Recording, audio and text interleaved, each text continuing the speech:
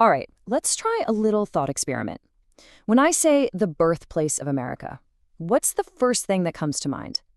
For most people, it's probably Plymouth Rock, right? The Pilgrims, the Mayflower, the whole deal. But what if I told you that story kind of jumps in at chapter 2? We're about to unpack a really fascinating historical puzzle that gets to the very heart of how America tells its own story. So here's the big question, the mystery at the center of it all. Jamestown was up and running a full 13 years before the Pilgrims even saw Plymouth. So why does Plymouth get all the credit? Why is that the story that's stuck in our heads as the real beginning? That 13-year gap? Well, that's where things get interesting. To figure this out, we have to start with Jamestown.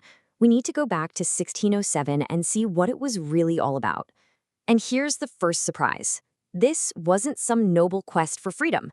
Nope.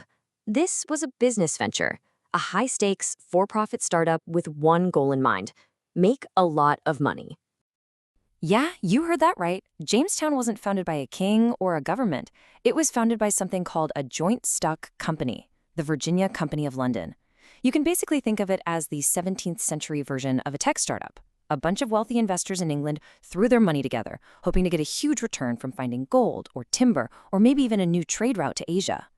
The people in the colony? They were the investment. And this chart tells you pretty much everything you need to know about why it almost failed immediately.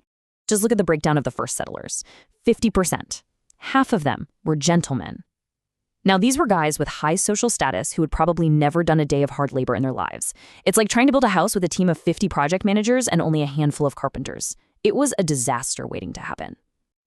So in comes Captain John Smith, and he sees this chaos. And this quote from him, it wasn't just some catchy slogan. It was a desperate rule for survival. You can just imagine him, totally fed up, looking at all these gentlemen standing around while the colony is literally starving. He basically had to say, look, if you don't pick up a shovel and help out, you're not getting any food. His leadership was tough, for sure, but it was probably the only thing that kept the whole enterprise from completely falling apart. Now, the colonists weren't alone out there. Their relationship with the native Powhatan Confederacy was, to put it mildly, complicated. It was this constant back and forth of trade, then tension, then actual fighting. And of course, there's the famous story of Pocahontas.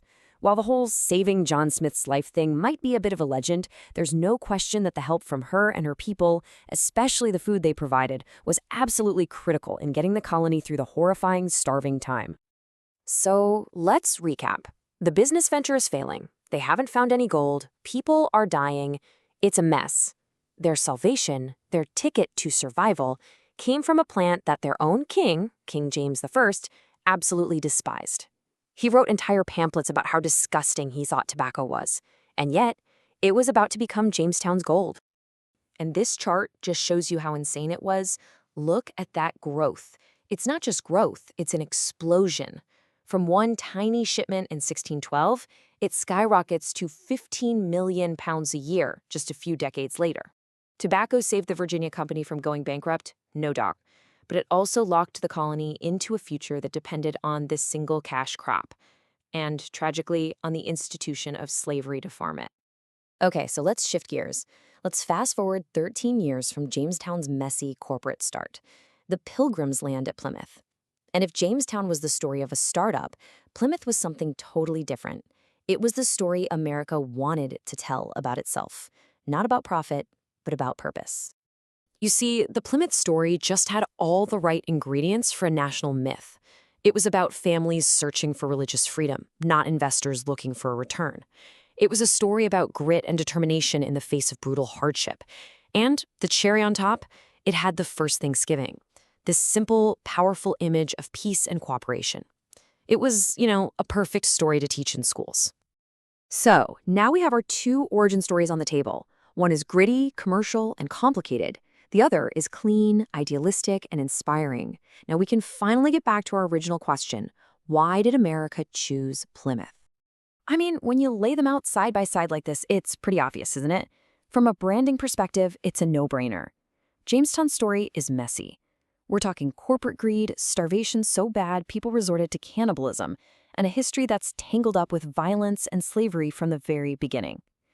Plymouth, on the other hand, religious freedom, hard work, and that feel-good Thanksgiving story. It's just a much, much better PR move. And this preference for the Plymouth story really went into overdrive in the 20th century. This idea of American exceptionalism started to take hold, especially after World War I. There was a big push to create a patriotic narrative about America being this uniquely moral and virtuous nation. The clean New England story fit that narrative like a glove. Jamestown's messy commercial story, not so much. But you can trace the roots of this back even further.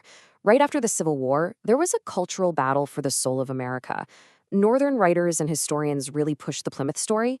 It was a way to build the nation's identity around New England ideals, and at the same time, to sort of write the South, where Jamestown was, and its legacy of slavery, out of the main story.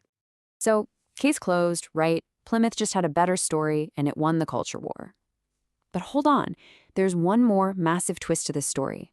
It turns out the entire debate between Jamestown and Plymouth misses the point, because there's an even earlier chapter that we almost always forget. Take a look at this timeline. It really puts everything into perspective. We've been arguing about 1607 versus 1620 this whole time. But look all the way to the right, 1565.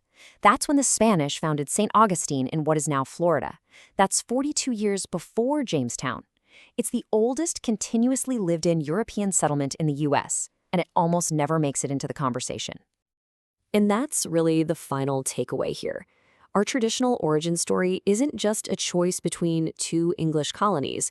It's a choice to tell a story that is almost exclusively English. By focusing so much on Jamestown and Plymouth, we're basically ignoring the huge, complex histories of the Spanish, the French, the Dutch, and of course the centuries and centuries of indigenous societies that shaped this continent long before any Europeans arrived. And that leaves us with one last thing to think about. This whole Jamestown versus Plymouth thing proves that history isn't just about what happened in the past. It's about the stories we choose to tell about that past. So it really makes you wonder, what stories are we choosing to tell about our origins today? And what do those choices say about who we are and who we want to be right now?